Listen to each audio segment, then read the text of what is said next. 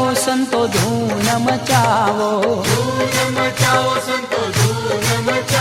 હે ધૂન મચાવો સંતો ધૂન મચાવો, એવા મારા સદગુરુની ધૂન મચાવો,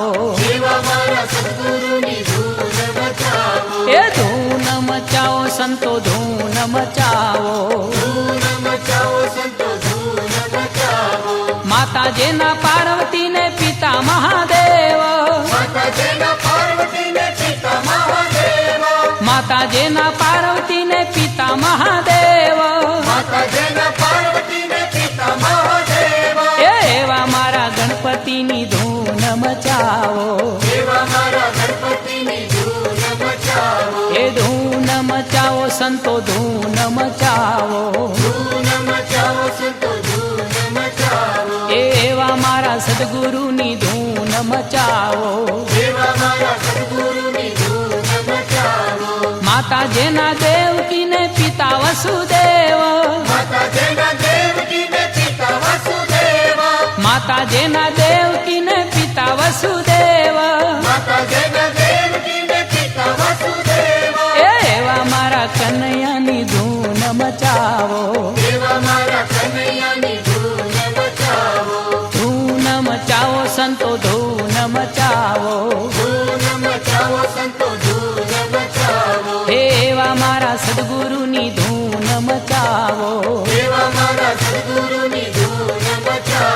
માતાજીના કૌશલ્યા ને પિતા દશરથજી, માતાજીના કૌશલ્યા ને પિતા દશરથજી, એવા મારા રામજીની ધૂન મચાવો, એ ધૂન મચાવો સંતો ધૂન મચાવો, એવા મારા સદગુરુની ધૂન મચાવો, માતાજીના મીણલ દે ને પિતા જમાલજી, માતાજીના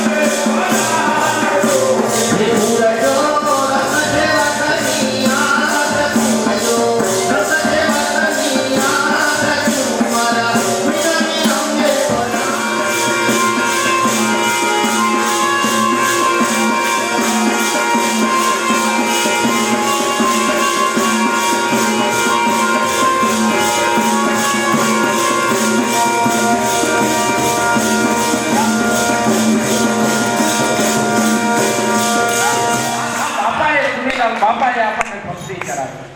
અને આ ઈશ્વરની રચના આ એકવાર શંકરભાઈ એકવાર લોહ ચુંબકે ભગવાનને ફરિયાદ કરી અને ભગવાનને ફરિયાદ કરી અને એણે એમ કીધું કે હે ભગવાન પૂર્વક કીધું અમે તો ચોંટવા તૈયાર છીએ પણ ચુંબકે એનું ચુંબક તત્વ ગુમાવી દીધું. એમ આટલા વર્ષો થયા પણ આ ગાદીની આજુબાજુ કેટલી ટાંકડીઓ વળી છે.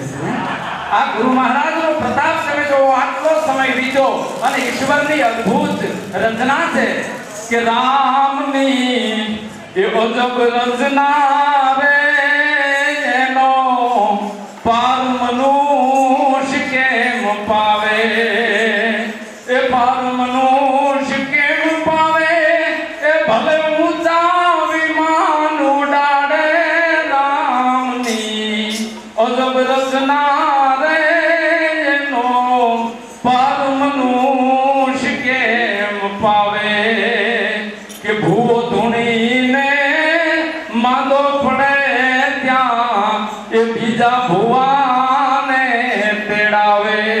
વૈદના તનમાં તાપ તપે તેથી ઓહળ યાદ ના આવે અને ઓહળ યાદ ના આવે ત્યારે ઓહળ બતાવવા વાળો ગુરુ જ હોય આ દુનિયામાં, બીજો કોઈ હોતો નથી. અહીં આવી જોઈએ ત્યારે એમ લાગે કે ચુનીલાલ મહારાજ એ કોઠામાં ઉતરે ને એનો અવતાર આવે ને તો જ આ શક્ય બને, બાકી શક્ય નથી.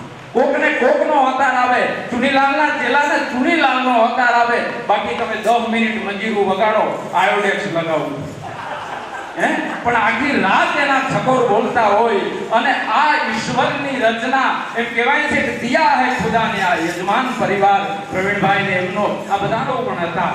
અને અમારા એક સ્નેહી સમગ્રી દૂરથી આવતા હતા. કીધું કયા કામનું ગાડું? તો કે પઢારિયાનું ગાડું. મને બેહાડો. ગુરુ મહારાજની મર્યાદા જાળવવાની એટલે કીધું કાં તો ગુરુ મહારાજનું ગાડું આમાં બેસાય નહીં. એટલે બાપુનો પીતો છટક્યો. એટલે ગામમાં ગયા પછી એક માથાભારે બાપુ હતા અમારે, એમણે ઉશ્કેર્યા અને રાત્રે એમની 3 વીઘાની મરચા હોતી મરચી ઉપાડી કૂવામાં નાખી દીધી. આ કામ કર્યું પણ ગુરુમાં તાકાત હતી, આ ગુરુ મહારાજની શક્તિ હતી. ભગવાનસિંહના ઈ ઊંટના ઘૂઘરા વાગે તો કમાડ બંધ થઈ જતા. જે ઈ પેઢીના માણસો છે એમને ખબર છે. પણ એક દ્રષ્ટિ કીટ બ્રહ્મ ન્યાય લાગુ પડી જાય, એક જ દ્રષ્ટિ પડી હતી. આવો પ્રતાપી આપણો સદગુરુ હોય, આવો પ્રતાપી આપણો મહાપુરુષ હોય અને એના જ્યારે આપણે સાનિધ્યમાં જીવતા હોઈએ ત્યારે એટલે આ પ્રતાપી પુરુષો. નહીતર આ એક તારો છે એની બાજુમાં બાપુ બેઠા, એમણે ભજન ગાયું એટલે એક પ્રસંગ કહીને મારી